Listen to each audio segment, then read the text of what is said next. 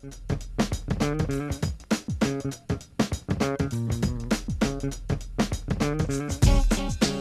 are two main categories of watercraft, the stand-up style ski and the sit-down style, also known as a runabout. As the runabouts are the most popular type, we'll look at them first. All runabouts have seating for at least 2 people, and many have room for 3. Personal watercraft are actually certified by the U.S. Coast Guard as to their seating capacity. Runabouts can be categorized into 3 types. First, there's the base model, or cruiser runabouts.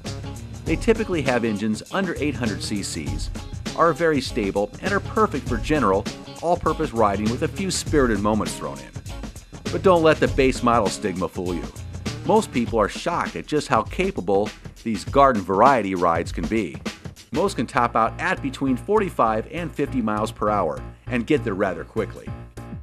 Then there's the high-performance race platform models, typically with large displacement engines for those with that serious need for speed.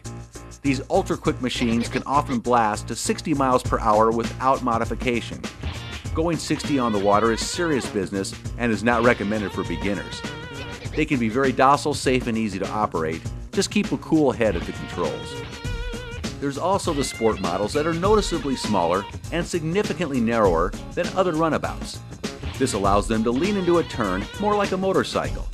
The trade-off is that they are less stable at slow speeds. These models include the Yamaha Wave Blaster and the Sea-Doo HX. But the watercraft that really gave the sport its initial popularity was the stand-up style ski. An important point is that all stand-up skis have a capacity of 1 rider.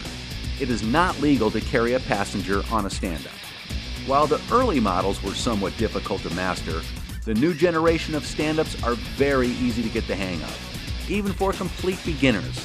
These models would include the Kawasaki SXR and the Polaris Octane.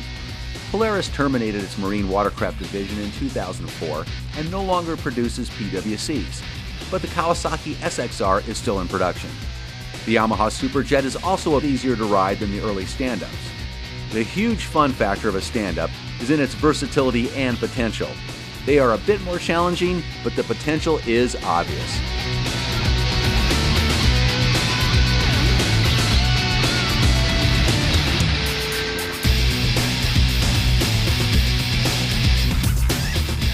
The first item of business in deciding which PWC is right for you is recognizing how it will primarily be used. For example, if it will mostly be used for scenic rides with several family members or friends on board, a PWC with a minimum of 3 seating positions may be preferred. If freestyle tricks are your flavor, you'll find much more capability and variety in a stand-up. This isn't to say that you can't take a scenic ride on a stand-up or do anything interesting on a runabout, but there are inherent strengths and weaknesses for each type of watercraft. For runabouts, the strong pros are exceptionally stable at all speeds. They have a very short learning curve for operation. They have multiple seating capacity and versatile utility potential for fishing or towing tubers, skiers, and wakeboarders. Possible cons would be weight. At 600 to 800 pounds, they are about double the weight of a stand-up ski, and they have limited freestyle potential. This may not be a factor if freestyle tricks aren't on your agenda.